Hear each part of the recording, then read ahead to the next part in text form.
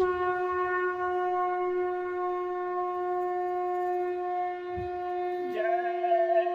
गुरुदेव। जय गुरुदेव। जय गुरुदेव। जय गुरुदेव।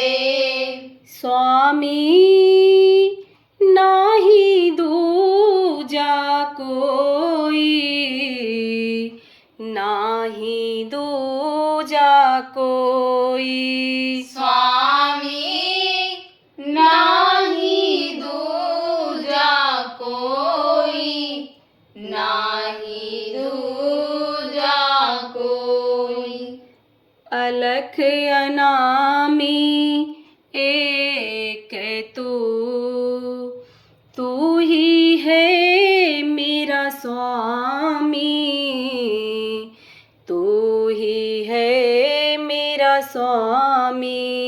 अलख अनामी एक तू ही है मेरा स्वामी, तू ही है मेरा स्वामी। तू ही मालिक मोहना, तू ही हो अंतर्यामी, तू ही हो अंतर्यामी। तू ही मालिक मोहना, तू ही हो अंतर्यामी, तू ही हो अंतर्यामी। स्वामी नाही दूजा कोई, नाही दूजा कोई। स्वामी नाही दूजा कोई, नाही दूजा कोई। स्वामी सिरजन हारे तू पावन तू महान, तू पावन तू महान। स्वामी सिरजन हार तू पावन तू महान, तू पावन तू महान। जग कायम करता रे तू, हर हाजिर हो आप, हर हाजिर हो आप। जग कायम करता रे तू, हर हाजिर हो आप, हर हाजिर हो आप। स्वामी नाही दूजा कोई, नाही दूजा कोई। स्वामी नाही दूजा कोई, नाही दूजा कोई। नाम देवन हार हो तुम, तू दुख मेटन हार, तू दुख मेटन हार। नाम देवन हार हो तुम, तू दुख मेटन हार, तू दुख मेटन हार। मेरी डोरी हाथ तुम्हारे, पकड़ो अब सरकार, पकड़ो अब सरकार। मेरी डोरी हाथ तुम्हारे, पकड़ो अब सरकार,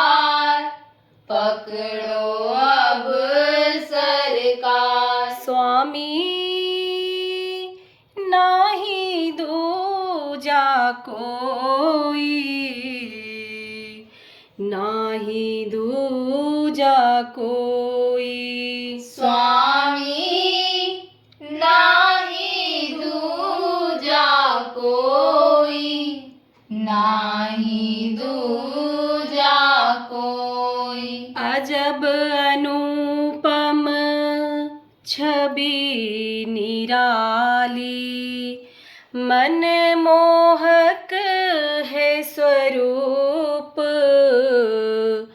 मन मोहक है स्वरूप।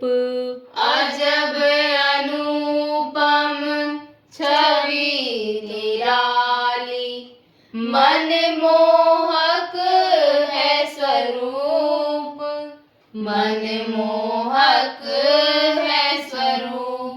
स्वामी दयालु हृदय आपका, दया करो सरकार, दया करो सरकार। स्वामी दयालु हृदय आपका, दया करो सरकार, दया करो सरकार।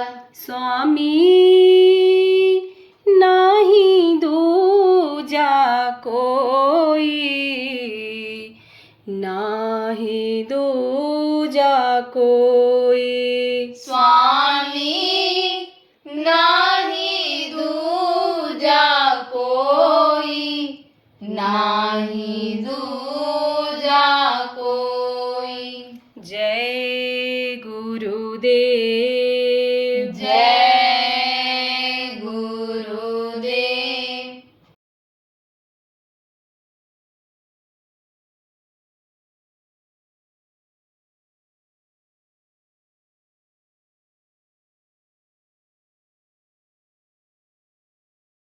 संत के अधीन नाम होता है और वो नाम जो बताते हैं उसी से लोगों का लोक बनता है, उसी से परलोक बनता है। तो लोक बनाना किसको कहते हैं? कहते हो भाई ये भैया साहब हैं, ये बाबू साहब हैं, ये भैया जी हैं, बड़े आदमी हैं, इनको खाने की दिक्कत नहीं, बहुत अच्छा खाते हैं, बहुत अच्छा पहनते हैं, अच्छे ये अन्य मकान में रहते हैं, गाड़ी घोड़ा पर चलते हैं, लोग इनको प्रणाम करते हैं, सलाम करते हैं, ये इनका लोक बना हुआ है। और परलोक बनाना किसको कहते हैं? जहाँ पर आप रहते हो ये मृत्यु लोक है, इसके ऊपर में तमाम देव लोग हैं, देवता लोग हैं, उनका लोक है, ब्रह्मा लोक है, विष्णु लोक है, शिव लोक है, आद्या महाशक्ति जो इनकी माँ उनका लोक है, ईश्वर लोक है, उसके ऊपर भी ब्रह्म पार्वम बहुत से लोक हैं। तो जो उन लोकों में आने जाने लग जाता है उसका कहते हैं परलोक बन गया, परलोक में आना जाना होता है इसका। जैसे यहाँ दूसरे देश में कोई चला जाए तो कहते भाई ये दूसरे देश में आते जाते हैं, इंग्लिश में उनको फॉरेन रिटर्न कहते हैं, यह विदेश गए थे, विदेश से आए हैं, तो इस तरह से वो उसका परलोक भी बन जाता है। किससे बनता है? उन्हीं संतों के बताए हुए नाम की कमाई से बनता है, संतों के बताए हुए रास्ते से बनता है। तो इस शरीर के पाने से दोनों काम बन जाता है। इसी काम के लिए मनुष्य शरीर हमको आपको दिया है। अब लोक बनाने के लिए तो थोड़ी मेहनत करनी पड़ती है, लोक बनाने के लिए तो आपको पूंजी की जरूरत पड़ती है। पूंजी किसको कहते हैं? रुपया पैसा की। जैसे खेती करना है तो बैल नहीं लाओगे, ट्रैक्टर नहीं खरीदोगे, खेती कहाँ से करोगे? कैसे जुताई करो?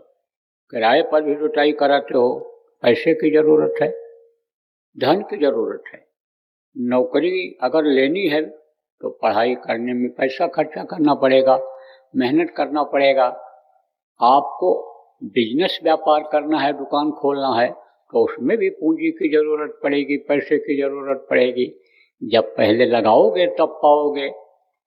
तो इस यहाँ लोक बनाने के लिए तो मेहनत की ज़्यादा ज़रूरत है और ज़्यादा रुपया पैसा इन चीज़ों की ज़रूरत है, लेकिन परलोक बनाने में कोई ज़्यादा मेहनत की ज़रूरत नहीं है। और परलोक अगर बन गया तो ये लोक अपने आप बन जाता है।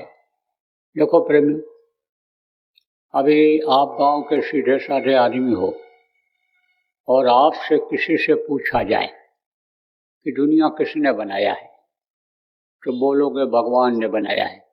थोड़ा बहुत भी कथा भागवत आप सुनते होगे, धार्मिक स्थानों पर जाते होगे, महात्माओं के पास जाते होगे तो आपको जानकारी होगी, तो यही कहोगे दुनिया तो भगवान ने बनाया है। अब अगर भगवान आपको मिल जाए तो दुनिया की चीज़ों के लिए तरसना पड़ेगा? नहीं तरसना पड़ेगा, सबको देने वाला वो होता है।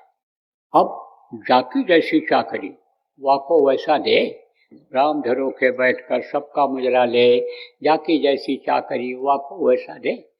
जिसके जैसे कर्म होते हैं उस हिसाब से वो पाता है। जैसे कोई बहुत मेहनत करता है तो ज़्यादा मजदूरी ले आता है, ज़्यादा मेहनत करके पढ़ाई लिखाई किया तो ऊंचे ओहदे पर पहुंच जाता है, अच्छा तनख्वाह पाता है, उसको लोग प्रणाम सलाम करते हैं। तो जो जैसा मेहनत करता है ऐसे दुनिया की चीज़ों को पाता है। तो ये दुनिया की चीज़ें जो हैं ये सब यानी बिना इच्छा के आ जाती। कैसे? जैसे आप समझो, इस जिले का जो मालिक है, जिसको आप कलेक्टर कहते हो, वो तो जिस चीज़ की इच्छा करेगा वो चीज़ उसके पास आ जाएगी। क्यों? क्योंकि उसने मेहनत किया है, पढ़ाई किया है। अब वो जो पद मिला है उसको, पद की वजह से लोग सलाम प्रणाम करते हैं। आज जिन दरोगा जी को आप सलाम करते हो, वो समझो दरोगा जी जाते हैं एसपी साहब को सलाम करते हैं जो पूरे जिले का मालिक है। लेकिन जो दरोगा की पढ़ाई किया वो एसपी नहीं बन सकता है। वो एसपी की पढ़ाई जो किया सीधा एसपी बन जाएगा। ऐसे ही जैसे यहाँ मेहनत करते हैं और इच्छा करते हैं कोई चीज़ की तो वो चीज़ मिल जाती है, ऐसे थोड़े से ही मेहनत पे वो प्रभु मिल जाता है। और जब प्रभु मिल जाता है तब समझो ये दुनिया की चीज़ें अपने आप मिलने लगती हैं। और प्रभु का मिलना, मालिक का मिलना, अपने पिता का मिलना इस वक्त पर बहुत आसान है। न तो घर छोड़ना है, न जमीन जायदाद छोड़ना है, न बाल बच्चों को छोड़ना है। जहाँ पर गृहस्थाश्रम में रहते हो वहीं पर रहना है। मरने के बाद न तो किसी ने भगवान को देखा है और न भगवान को देख पाओगे। मरने के बाद तो हिसाब हो जाएगा कि इतनी समय के लिए तुमको सांसों की पूंजी दी गई और तुमने तो इसको ऐसे ही खर्च कर दिया है। सारा का सारा हिसाब हो रहा है, जो भी एक एक मिनट समय है आपका और जहाँ जैसे खर्चा करते हो ये सब लिखा जा रहा है। शरीर जब तक रहता है तभी माफ़ी मांगने का समय, तभी कर्म करने का समय, तभी सेवा करने का समय रहता है। और जैसे शरीर का समय पूरा हो गया तैसे हिसाब होना शुरू हो जाता है और फिर कर्मों की सजा मिल जाती है। नरकों में जीव डाल दिया जाता है, 84 में कीड़ा मकोड़ा सांप गोजर बिच्छू बना दिया जाता है, 9 महीने के लिए माँ के पेट में उल्टे लटका दिया जाता है। उस समय तो कर्मों की सजा मिल जाती है। तो दुनिया बनाने वाले को पाने के लिए, भगवान को पाने के लिए, अपने जीवात्मा को अपने घर पहुंचाने के लिए प्रेमियों यही एक मौका है। और जब इसी काम के लिए मनुष्य शरीर मिला तो उस काम को पहले कर लेना है, पहले कर लेना है। इसीलिए मनुष्य शरीर मिला। मांगा भी था जब तकलीफ में थे, उस समय बराबर भगवान याद आते रहते थे। जैसे आपको जब तकलीफ आती है, जब बीमारी आती है, जब धन की कमी होती है, जब निंदा अपमान हो जाता है, जब कोई सताने लगता है, तब आप भगवान को याद करते हो, गुरु को याद करते हो, बाकी भूले रहते हो। जबकि हमेशा उस भगवान को, प्रभु को याद रखना चाहिए, मौत को हमेशा याद रखना चाहिए। तो अब आके समझो कि आपको तकलीफ में भगवान याद आते हैं, आपको अभी समझो कि भगवान याद आना चाहिए। हम आप सब लोग देखो प्रेमियों, माँ के पेट में एक दिन थे ही थे। तो जब बच्चा रहता है तो प्रभु से प्रार्थना करता रहता है, अब प्रभु कृपा करो यही भांति, सब तज भजन करो दिन राति। सब कुछ तज करके दिन रात भजन करूँगा, लेकिन बाहर आकर भरम गया और बहुत उठाए पाप, इस शरीर से पाप करने लग गए। यानी समझो कि भगवान को पाने के लिए आप ये समझो ये शरीर मांगा, प्रार्थना किया और इस शरीर से पाप करने लग गए। तो पापी शरीर से पूजा उपासना करने से वो मालिक खुश होता है? नहीं खुश होता है। गंदी जगह पर देखो कोई पूजा पाठ करता है, जहाँ कहीं आप ये समझो टट्टी पेशाब पड़ा हुआ हो तो वहाँ कोई बैठकर पूजा करता है? नहीं करता है। जहाँ मुर्दा गाड़े जाते हैं, जलाए जाते हैं, शमशान घाट पर कहीं आपने यज्ञ करते किसी को देखा? कहीं वहाँ पूजा पाठ, कहीं कथा भागवत करते आपने किसी का सुना? नहीं सुना। क्यों नहीं करते हैं? क्यों नहीं करते हैं? यहाँ पर मुर्दा जलाया जाता है। भूत बसे तामाही, भूत बसते हैं यहाँ नहीं करेंगे, भूत बाधा डालेंगे। ऐसे ही समझो आप कि ये जो मनुष्य मंदिर है, मनुष्य शरीर है, इसको लोगों ने गंदा कर दिया, इसके अंदर मुर्गा मांस डाल दिया। कैसे? मुर्गा काट के ले आए, बकरा काट के ले आए, मांस खरीद करके ही ले आए और डाल दिया इसके अंदर। तो मांस अगर मंदिर में पड़ा हो, मस्जिद गिरजा घर में पड़ा हो, तो कोई पूजा इबादत आप ये समझो पूजा पाठ प्रे करता है? कोई नहीं करता है। तो इसकी सफाई होनी चाहिए, ये साफ सुथरा होना चाहिए। देखो लड़का किसी का मर गया तो उसको ले गया जलाने के लिए, तो लौट करके आता है, नहाता धोता है। पूछो भाई क्यों नहाते हो? कहते मुर्दा जलाने के लिए गए थे। यही जीवात्मा जो हमारे आपके अंदर है, मुर्गा में, भैंसा में, बकरा में भी है, सजा भोगने के लिए डाल दी जाती है। तो अब उसका मांस आदमी लाएगा खाएगा तो ये मंदिर गंदा होगा कि नहीं गंदा होगा? तो कहाँ से पूजा पाठ कबूल होगा? इसको साफ सुथरा रखना जरूरी होता है। तो मैं आपको बता रहा था कि मनुष्य शरीर हमने आपने प्रेमियों इसी काम के लिए मांगा था उस प्रभु से, और प्रभु ने इसी काम के लिए दिया है। एक मौका ये दिया है, दोबारा फिर ये मौका जीवन में आपको मिलने वाला नहीं है, और कोई ज़रूरी नहीं है कि दोबारा फिर मनुष्य शरीर ही आपको मिल जाए। इसलिए मौका का लाभ उठाना है। देखो 184 भरन पर और पग में अटको आए और अब की पासा ना पड़ा तो फिर 84 जाए। पासा किसको कहते हैं? पहले पासा खेलते थे लोग, राजा लोग। पासा में ही तो राजपाट सब हार गए थे, पांडव लोग। तो पासा खेलते थे, तो पासा में दांव लग जाता था। जैसे कोई लड़ता है पहलवान, दो पहलवान लड़ते हैं, तब मार देता है जब जबरदस्त पहलवान को कमजोर पहलवान, तो कहते हैं दांव लग गया, मार दिया, दांव लग गया। याद आ गया। आखिरी समय में विद्यार्थी कहता है कि सवाल याद ही नहीं आ रहा था, छोड़ दिया था, और आखिरी समय में हमने सवाल को लिख दिया, याद आ गया, और उसी के नंबर से मैं पास हो गया, नहीं तो फेल हो जाता। तो ये पासा लग गया, दांव लग गया है आपका। अब की बार अगर चूक गए तो फिर कुत्ता बिल्ली कीड़ा मकोड़ा सांप गुजर के बिच्छू के शरीर में जाना पड़ेगा, और हर शरीर में तकलीफ रहती है, और हर शरीर में जान बचाते फिरना पड़ता है। इसलिए मौका मिला है तो मौके का फायदा उठा लेना चाहिए, लाभ आपको ले लेना चाहिए। कुछ लोगों को तो मुक्ति मोक्ष का रास्ता मिल गया है, कुछ लोगों को जो मैंने अभी बताया कि नाम का डोर अगर पकड़ में आ जाए तो मुक्ति मोक्ष हो जाए, चार पदार्थ का चलता किया तो धर्म काम मोक्ष मिल जाए, स्वर्ग वैकुंठ का आनंद मिल जाए, प्रभु का दर्शन हो जाए, अपना घर दिख जाए। तो आप लोगों को, कुछ लोगों को तो मिल चुका है। तो जिनको मिल चुका है आप लोग बराबर, जो बताया गया गुरु महाराज के जाने के बाद बताया गया। कुछ आप ऐसे इसमें बैठे हो जो गुरु महाराज के समय के नामदानी हो, तो आपको जिनको नाम मिल गया है, नाम की करो कमाई। बढ़ाओ, इसको बढ़ाओगे नहीं तो उतने का उतना पड़ा रह जाएगा। एक किसान था और एक था राजा, तो दोनों महात्मा के पास गए, नामदान लिए। महात्माओं के यहाँ तो हर तरह के लोग आते हैं और सबसे वो प्रेम करते हैं। उनके यहाँ तो कोई छोटा बड़ा होता ही नहीं, उनके यहाँ तो कोई जाति पाति का भेदभाव नहीं होता है। तो महात्मा के पास दोनों ने नामदान लिया, तो महात्मा जी ने राजा को भी एक चना दिया और एक दिया किसान को, और कहा देखो ये हमारा संभालना, इसको ये खत्म ना होने पावे।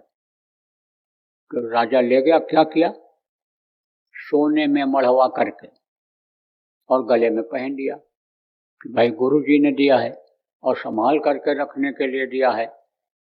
और किसान ने क्या किया, गया तो मिट्टी खोद करके और उसी में डाल दिया और सिंचाई कर दिया। जब जम गया तब तो उसमें बहुत सारे चने निकल आए। अब वो चना जो निकला उसको बो दिया, उससे बहुत सा चना निकल आया। 3-4 साल के बाद जब महात्मा जी गए तो दोनों आए महात्मा जी से मिलने के लिए जहाँ ठहरे हुए थे, क्योंकि राजा भी शिष्य हो गया था।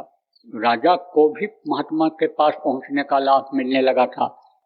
कैसे, धन में बढ़ोतरी होने लग जाए, पुत्र परिवार में बढ़ोतरी होने लग जाए, घर की बीमारियां दूर हो जाएं, लड़ाई झगड़ा कुछ कुछ खत्म हो जाए, मुकदमेबाजी खत्म हो जाए, फेल हो जाता था पास हो जाए लड़का, नौकरी में तरक्की हो जाए, बेकार घूम रहा है, नौकरी काम नहीं मिलता है, मिल जाए। तो विश्वास हुआ कि नहीं हुआ कि इनके पास जाने से, इनसे अपनी बात कहने से हमारा फायदा हुआ। तो इस तरह का फायदा राजा को हुआ था और उसको किसान को भी हुआ, लेकिन किसान को ज़्यादा फायदा हुआ, क्योंकि निर्मल मन जन सो मोहि पावा, मोह कपट छल छिद्र न भावा।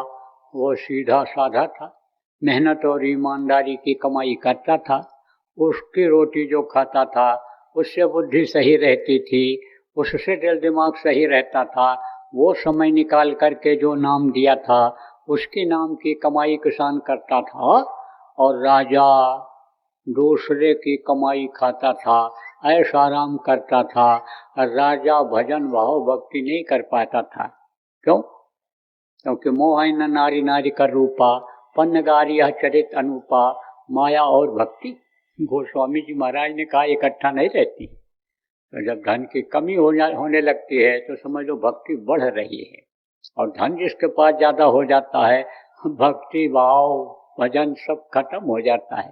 फिर तो वो 99 के चक्कर में पड़ जाता है कि 99 का 100 हो जाए, 100 का लाख हो जाए, करोड़ हो जाए, अरब खरब हो जाए, वो तो उसी के बढ़ाने में लग जाता है। तो राजा की बुद्धि समझो उतनी ठीक नहीं रहती थी, लेकिन बढ़ोतरी हुई जब देखा, जब याद किया गुरु को, तो गुरु तो समर्थ होते हैं, हाँ मांस के शरीर में होते नहीं, वो तो सबका सुनते हैं, सबको देखते हैं। तो जो भी याद करता है उसकी वो मदद करते हैं। तो राजा के गुरु जब वो याद करता था तो मदद करते थे। तो राजा को इतना ही विश्वास था, और वो दिन रात ये कहा करता था कि गुरु मोहि अपना रूप दिखाओ। किसान, गुरु मोहि अपना रूप दिखाओ। अपना रूप कौन?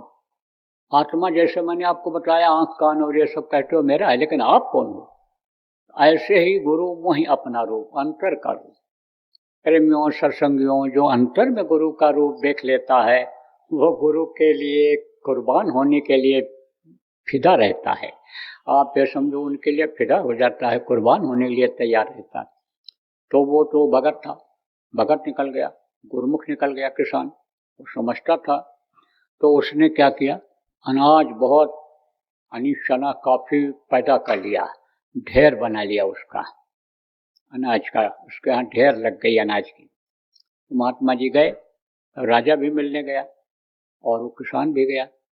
किसान ने तो राजा से पूछा, अरे भाई हमने जो आपको दिया था, गुरु ने मुहिदीन ही अजब जड़ी, उस जड़ी को आपने लगाया? अरे उसको आपने लगाया? वो अंजन जो मैंने दिया था उसको तीसरी आंख पर लगाया? अरे नाम जो हमने आपको दिया था उस नाम की जड़ी को आपने अंदर की आंख खोलने के लिए, प्रभु के दर्शन के लिए आपने लगाया, कुछ किया आपने? तो राजा चुप हो गया। और किसान के बारे में तो महात्मा जी जानते ही थे। कहते हैं कि संत न देखें चाल कुचाल, वो परखें अंतर का हाल। अंतर का हाल परख जाते थे। देखा तो कहा तो साधक है। तो कैसे पता चलता है? जो डाल फलती है वो झुक जाती है, तो उसको देख करके उसका उठना बैठना तो तरीका बोली बनी समझ गए। और ऐसे भी जानकार थे, वो मदद करते थे अंदर में उसका। तो उससे तो कुछ नहीं पूछे। तो राजा से कहे, अच्छा राजा ये बता कि हमारा चना जो हमने दिया था उसका क्या हाल है? तो उसने कहा बिल्कुल सुरक्षित रखे हुए हूं। और गले में से निकाला और उसको खोल दिया। ऐसे ऐसे उसमें लगा था खटका, पिन टाइप का लगा था, उसी को ऊपर कर दिया और कहा यह आपका चना बिल्कुल जैसा आपने दिया था वैसे ही रखा है। किसान से कहा कि अरे हमारा चना? बोला सरकार अब तो हम उसको उठा के भी नहीं ला सकते, आपको हमारे यहाँ चलना पड़ेगा। अब मैं आपको चना दिखाऊंगा। तो कहे अच्छा ठीक है चलो। जानते तो सब थे, लेकिन राजा को भान कराना था, ज्ञान कराना था, दिखाना था और राजा को विश्वास दिलाना था। ले गए तो उसने कहा ये देखो ढेर लगी हुई, और बहुत काफी चना हो गया था। कहा बहुत, देखो ये ढेर लगी है एक चना का। तब महात्मा जी ने कहा राजन, मैंने देखो ये चना आपको उतने का उतना बनाए रखने के लिए नहीं दिया था, इसको दिया था बढ़ाने के लिए, और इसने देखो बढ़ा दिया। इसी तरह से हमने तुमको नामदान दिया था कि नाम की ताकत तो तुम्हारे अंदर रहेगी, नामदान जो तुमने लिया है उसका तो असर रहेगा, लेकिन इसको अगर तुम बढ़ा दोगे तो तुम्हारे पास अंदर की बहुत सारी चीजें हो जाएंगी, बहुत रिद्धि सिद्धि हो जाएगी, कामधेनु कल्प वृक्ष आ जाएगा, अरुमा गणमा महिमा लघमा यह सब सिद्धियां हो जाएंगी। फिर दो इच्छा की नहीं मनमाही, और हरि प्रताप का दुर्लभ नहीं, जिस चीज की इच्छा करोगे वो चीज हाजिर हो जाएगी। लेकिन तुमने इतना समय अपना निकाल दिया।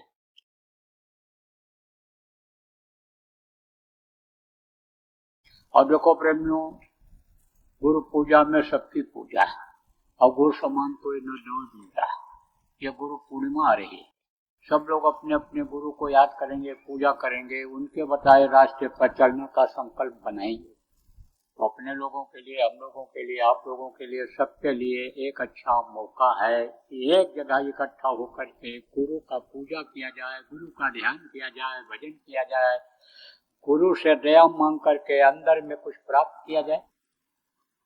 तो जयपुर में गुरु पूर्णिमा होगी, गुरु महाराज की दया रहेगी, स्वास्थ्य ठीक रहेगा हमारा, और व्यवस्था में कोई बाधा नहीं आई, प्रकृति ने साथ दिया, तो वहाँ पर 3 दिन का गुरु पूर्णिमा का कार्यक्रम होगा। 19 तारीख को भी सत्संग होगा, 20 को होगा, 21 को सुबह भी होगा, और पूजन सुबह होगा 21 को। तो उसकी आप लोग करो तैयारी, अपने यहाँ से आ जाओ, ज्यादा दूर नहीं है जयपुर, बस कर लो या ट्रेन का साधन हो या सरकारी बसें चलती हैं, आपकी अपनी गाड़ियां हैं, उसमें भी आप चाहो परिवार वालों को बैठा लो, और जो नए लोग नामदानी हैं, आपके मिलने जुलने वाले हैं, उनको भी आप ला सकते हो। तो आप लोग तैयारी करो और आओ। बोलो जय गुरुदेव। जय गुरुदेव। सरकारी व गैर सरकारी अनुदान के लिए बिना सत्संगियों के सहयोग द्वारा जनहित के कार्यों में लगी हुई बाबा जय गुरुदेव धर्म विकास संस्था का मुख्यालय पिंगलेश्वर रेलवे स्टेशन के सामने मक्सी रोड, उज्जैन, मध्य प्रदेश में है। यहाँ पर सत्संग व नामदान का कार्यक्रम होता रहता है। अतः आप श्रोताओं से अनुरोध है कि बाबा उमाकांत जी महाराज के आश्रम उज्जैन एक बार परिवार सहित जरूर पधारिएगा। आपके सुझाव के लिए व्हाट्सएप नंबर 9575600700। जय गुरुदेव।